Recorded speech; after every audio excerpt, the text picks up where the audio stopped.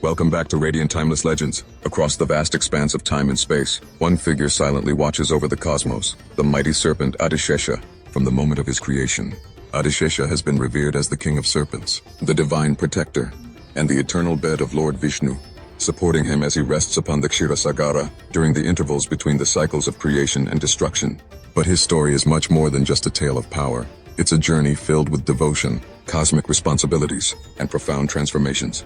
Adishesha was born to the great sage Kashyapa and his wife Kadru. Kashyapa was one of the 7 great sages and a revered figure in Hindu tradition. He was married to many wives, 2 of whom were Kadru and Vinata. These 2 wives were the daughters of Daksha and had a significant role in the creation of various species. Kadru, one of Kashyapa's wives, wished to have numerous children who would be powerful and could rule over the Serpent Kingdom. She expressed her desire to Kashyapa, and as a result, Kashyapa granted her a boon. After being granted the boon by Kashyapa, Kadru laid thousands of eggs. The eggs eventually hatched, and from them emerged countless serpents of different shapes, sizes, and powers.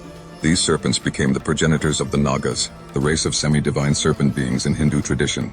Shesha was the eldest of all, hence the same Adishesha.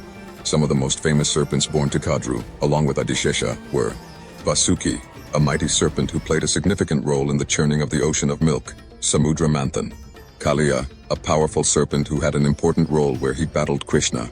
A lot of Shisha's brothers were cruel and were bent upon inflicting harm on others. They were even unkind to Garuda, who was Kashyapa's son through Vinata, sister of Kadru. Shesha, disgusted by the cruel acts of his brothers, left his mother and kin, and took on austere penances, while his serpent brothers were scattered across the earth. Adishesha retreated to the sacred Himalayas. There, he entered deep meditation, seeking to rid himself of worldly desires and dedicate himself to the divine.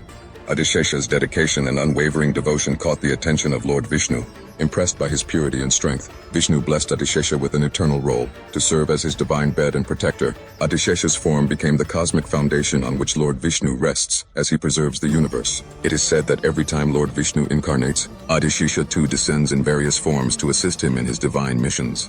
In Hindu cosmology, moved by Adishesha's selflessness and devotion, Brahma granted him a special boon that Adishesha would hold the weight of the entire universe on his hoods. This cosmic duty was immense, and it symbolized the vast strength and patience of Adishesha. He would become the cosmic bedrock, symbolizing stability in the chaotic world. Did you know that Adishesha's sheer size and strength are so great that when he stretches out, it is said he can encircle the entire universe? And each of his 1,000 heads constantly sings the praises of Lord Vishnu, repeating divine chants throughout eternity. Additionally, some ancient texts mention that Adishesha serves as the inspiration behind the Kundalini energy, often symbolized as a coiled serpent at the base of the human spine. This energy, when awakened, is said to rise through the chakras, leading to spiritual enlightenment, just as Adishesha rises to divine knowledge through his devotion. Over the ages, Adishesha manifested on earth in many forms. Adishesha is believed to have taken many incarnations on earth. During the Satya Yuga, he came down in his original form to form a seat for Vishnu's avatar of Narasimha, who had incarnated to slay the impious Hiranyakashipu. Perhaps the most famous of his incarnations is Lakshmana, the loyal brother of Lord Rama in the Ramayana. In this form, Adishesha demonstrated unwavering devotion and service, always by Rama's side, supporting him through thick and thin. If you're interested to know how Lakshmana was able to defeat Meghanand, click the link above. But this was not his only earthly incarnation.